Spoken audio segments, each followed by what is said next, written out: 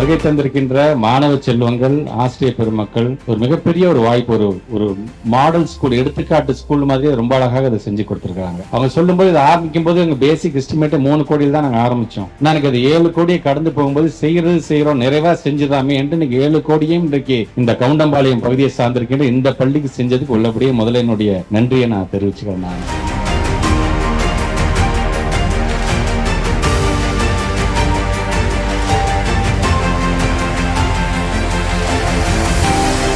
ஒரு 2-3 நாட்களுக்கு முன்பு விருதுநகர் மாவட்டத்திற்கு சென்ற நம்முடைய மாண்புமிகு தமிழ்நாட்டுடைய முதலமைச்சர் பல்வேறு ஆய்வு பணிகள், திடீர்னு பள்ளிக்கூட பிள்ளைகள் தங்கியிருக்கின்ற அந்த விடுதிக்கு சென்று அங்க இருக்கின்ற ஒரு மாணவியிடம் உரையாற்றுகின்ற ஒரு மிகப்பெரிய வாய்ப்பு. அப்ப அந்த மாணவி சொன்னாங்க, எல்லாத்தையும் பேசிட்டு நீங்க வந்தது ரொம்ப மகிழ்ச்சி, டிவியில தான் பார்த்திருக்கோம், பேப்பர்ல படிச்சிருக்கிறோம், ஆனா இன்னைக்கு முதலமைச்சர் நேரா பார்க்கணும், பக்கத்துல இருந்து பார்க்கும் பொழுது உங்களை நாங்கள் அப்பா என்று அழைக்க வேண்டும் என்கிற அந்த உணர்வு ஏற்படுகிறது என்று சொல்லும் பொழுது தமிழ்நாட்டு முதலமைச்சர் உள்ளபடியே நெகிழ்ந்து போனார். அவருடைய எக்ஸ் வலைதளத்துல சொன்னார், அப்பா என்று டபுள் கோட்ஸ்ல போட்டு நிறைவான நாள் என்று சொல்லியிருந்தார். மாண்புமிகு தமிழ்நாட்டு முதலமைச்சர் அவர்களுடைய அந்த ஒரு நாள் மட்டும் நிறைவான நாள், நம்முடைய ஆட்சியே நிறைவான ஆட்சி என்று இன்னைக்கு மக்களே பாராட்டுகின்ற அளவுக்கு நீங்கள் கல்வித்துறையில் இன்றைக்கு பல்வேறு முன்னெடுப்புகளை நீங்கள் எடுக்கிறீங்க.